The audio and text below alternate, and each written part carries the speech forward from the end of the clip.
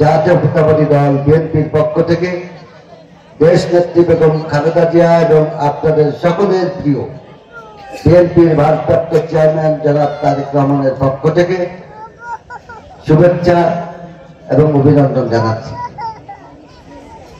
আজকে আমরা মহিলা সমাবেশে উপস্থিত হয়েছে। আমরা ঠিকানা পিরোজপুরের সকল পরিবারের মুসলমান এবং সনাতন ধর্মাবলম্বী সকল পরিবারের মা বোনেরা এক জায়গায় হয়েছে এবং আজকে যেভাবে আমরা সম্প্রীতির মধ্য দিয়ে আমরা এখানে বসেছি, আগামী দিনেও আমরা এইভাবেই বসবাস করতে চাই। সেই কারণেই আমরা আজকের এই সম্প্রীতি সমাবেশ, মহিলা সমাবেশ আহ্বান করেছি। আমার নেত্রী দেশ নেত্রী বেগম খালেদা জিয়া, যিনি 3 বারের প্রধানমন্ত্রী ছিলেন, দীর্ঘদিন বিরোধী দলীয় নেত্রী ছিলেন, আমাদের বাংলাদেশের মানুষের অধিকার আদায়ের জন্য আন্দোলন সংগ্রাম করতে করতে যিনি সুস্থ মানুষ, বর্তমানে অসুস্থ, নারীদের অধিকার নিয়ে একজন নারী হিসেবে সবসময় কাজ করেছেন। আমাদের নেত্রী দেশ নেত্রী বেগম খালেদা জিয়া, আপনারা দেখেছেন একজন নারী হয়েও গণতান্ত্রিক আন্দোলনের কথা বলতে গিয়ে তাকে মিথ্যা মামলায়, প্রহসনের মামলায় কারাগারে নিয়ে যাওয়া হয়েছিল সুস্থ শরীরে। শুধু তাই নয়, 5ই আগস্টের পূর্বে যে অবৈধ ব্যক্তি এই দেশ শাসন করত শেখ হাসিনা, তাকে সবার উদ্দেশ্যে জনসমাবেশে বিভিন্ন বক্তব্যে বলতো তার কি মরণও নাই।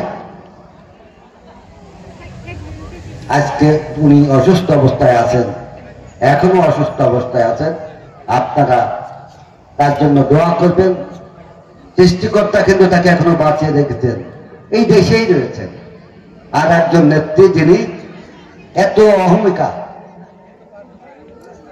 কোন জাতীয় সংসদ নির্বাচনে কাউকে ভোট কেন্দ্রে যেতে দেয় নাই।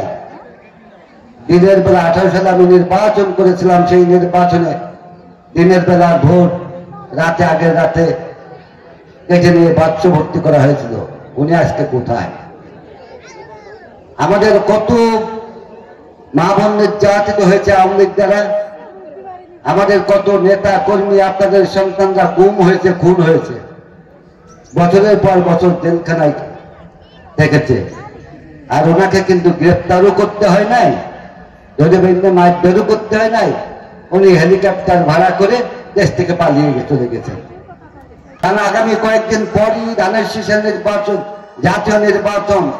সেই নির্বাচনে এবার ধানের শীষের ভোট প্রার্থনা করতে এসেছে। দীর্ঘ 17 বছর ধানের শীষের ভোট চাইতে পারি নাই। এই 17 বছরে আপনারা ধানের শীষের নামও শুনতে পারেন নাই।